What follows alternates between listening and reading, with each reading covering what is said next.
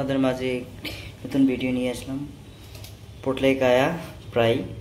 এটাকে আমি প্রথমে স্কিন আউট করে নেব এবং ছোট ছোট করে কেটে নেব। তো ভিডিওটির সঙ্গে থাকবেন বন্ধুরা। আমি প্রথমে এখন কেটে নেব, স্কিন আউট করে নেব। ফার্স্ট স্কিন আউট করে নিলাম, এখন আমি পিসেস করে নেব, ডিভাইড করে নেব এবং ভেতরের যে শিটগুলো এগুলো একে একে বার করে দেবো আমি, তারপরেই পিসেস করে কেটে নেব। তো ভিডিওটির সঙ্গে থাকবেন।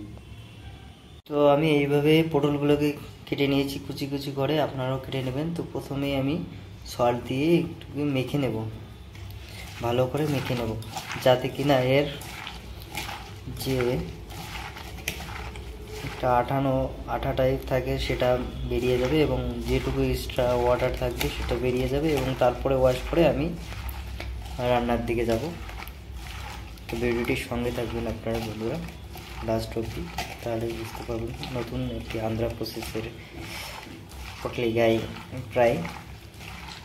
এইভাবে আপনারা ভালো করে মেখে নেবেন। এই দেখেন কতগুলো জল বেরিয়ে গেল। প্রথমে করিয়েন্ডার এবং অনিয়ন, গ্রিন চিলি, কারি লিভস এবং ক্র্যাশ করে নিয়েছি গার্লিক এবং তার সঙ্গে নিয়েছি শুকনো লঙ্কা 3টি। এখন আমি অয়েল দিয়ে নেব। প্রথমেই দিয়ে দিচ্ছি মিনাপপ্পু 2 স্পুন, জিরা দিচ্ছি 1 স্পুন, রাই 1 স্পুন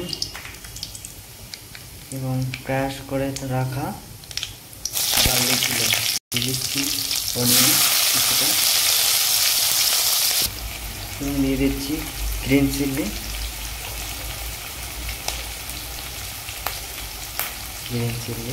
সঙ্গে দিয়েছি ড্রাই চিলি, দিচ্ছি কারি লিভস।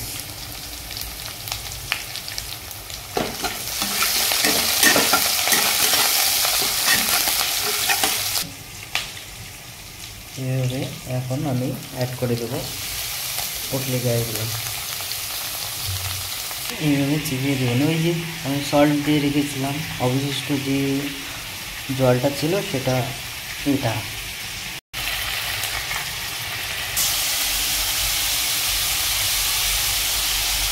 স্বাদ মতো নুন দেব, 1 স্পুন হলুদ দেব।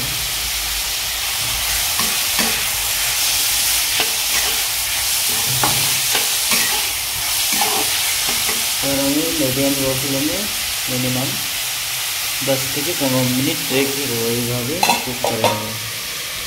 অবশেষে আমি করিয়েন্ডার দিয়ে নেব।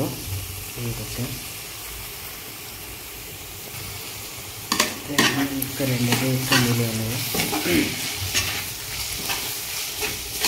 এইভাবে আপনারা আন্ধ্রা স্টাইলে বাড়িতে পোটলেকায়া ফ্রাই করতে পারেন। এটি একদিন পরে দেখবেন কেমন লাগে, অবশ্যই ভালো লাগবে আশা করি। তো আপনারা বাড়িতে অবশ্যই ট্রাই করবেন। আমি হটপটে রেখে দেবো।